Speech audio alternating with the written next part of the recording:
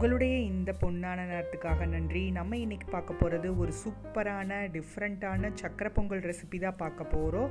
இது பார்த்திங்கன்னா குயிக்காக ஈஸியாக செஞ்சிடலாம். குக்கரில் செய்யக்கூடிய கோதுமை ரவை சக்கரை பொங்கல் தான் பார்க்க போகிறோம். வாங்க எப்படி செய்கிறதுன்னு பார்க்கலாம். ஃபஸ்ட்டு ஒரு குக்கரில் 1 கப் கோதுமை ரவை எடுத்துக்கலாம்.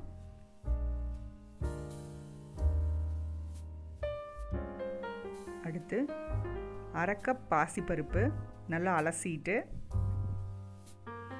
உள்ளே சேர்த்துக்கலாம். சேர்த்துட்டு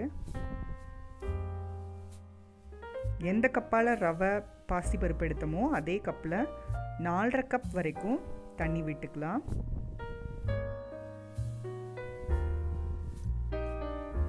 தண்ணி விட்டுட்டு நல்லா கலந்து விட்டு குக்கர் மூடி போட்டு ஒரு விசில் விட்டு நம்ம இறக்கிடலாம்.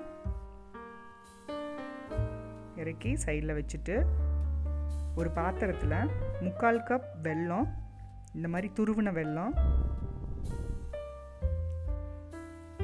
இது கூட 1.5 கப் தண்ணி சேர்த்துக்கலாம்.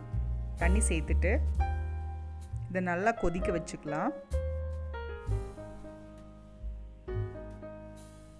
இந்த மாதிரி நல்லா கொதி வந்ததும் ஸ்டவ் ஆஃப் பண்ணி ஓரமாக வச்சிடலாம். அடுத்து ஒரு பேனில் 3 ஸ்பூன் நெய்யை சூடு பண்ணிக்கலாம். நெய் சூடானதும்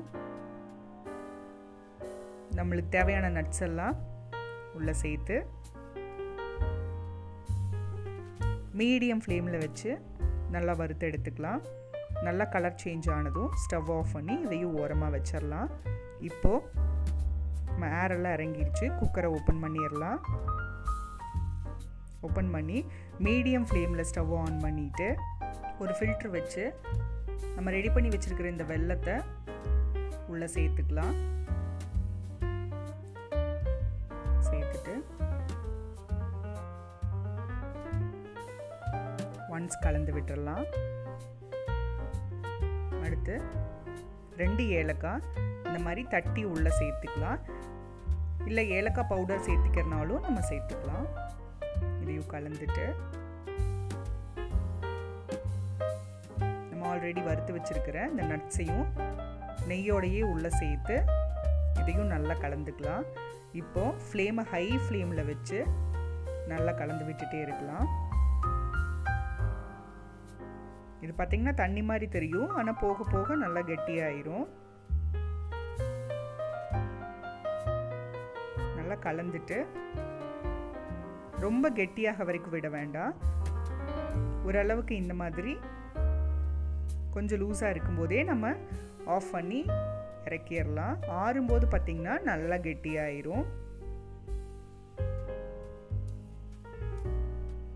இப்போ பார்த்திங்கன்னா நம்மளோட சூப்பரான ரவா பொங்கல் ரெடி ஆயிடுச்சு. இது பார்த்திங்கன்னா ஒரு டிஃப்ரெண்ட்டான டேஸ்ட்டில் இருக்கும். நீங்களும் வீட்டில் ட்ரை பண்ணி பாருங்கள். அது சுவைகளும் சங்கமிக்கட்டும் அனைவரது இல்லங்களிலும்.